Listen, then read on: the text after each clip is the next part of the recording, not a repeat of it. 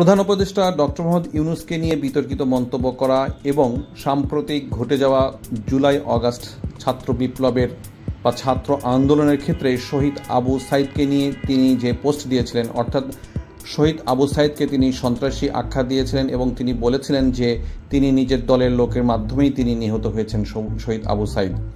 এই ধরনের বিতর্কিত মন্তব্য করার ফলে সারা দেশ যখন তার বিরুদ্ধে ফুলে ফেসে উঠেছে, তারই পরিপ্রেক্ষিতে তাবস্সিম উর্মিকে সরকারি চাকরি থেকে সাময়িক বরখাস্ত করা হয়।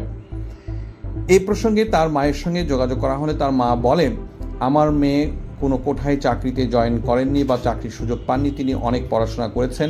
তবে প্রত্যেকটা চাকরিতেই কিছু সুনির্দিষ্ট নিয়ম কানুন থাকে, এই চাকরি তার অনেক কষ্টের ফসল। আমার মেয়ে চাকরিবিধি লঙ্ঘন করেছে, এটা তার জন্য ঠিক হয়নি, এটা একটা গুরুতর অপরাধ।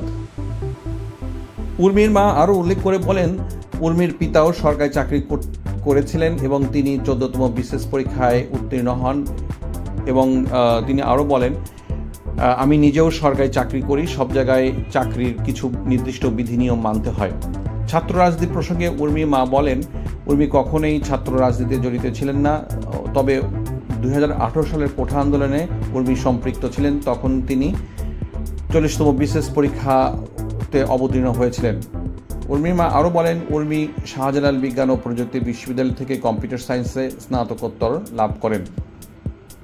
তবে উর্মি যে সুনির্দিষ্টভাবে একটি বড় অপরাধ করেছে বা সরকারি চাকরিবিধি লঙ্ঘন করেছে সে বিষয়ে উর্মির মা স্পষ্ট জানিয়ে দিয়েছেন। 2 ভাই ও 1 বোনের মধ্যে উর্মি সবার বড়, তার ছোট ভাই জার্মানির একটি বিশ্ববিদ্যালয়ে পড়ালেখা করছেন। ধন্যবাদ। এই ধরনের সংবাদ নিয়মিত পেতে আমাদের চ্যানেলটি এখনই সাবস্ক্রাইব করুন।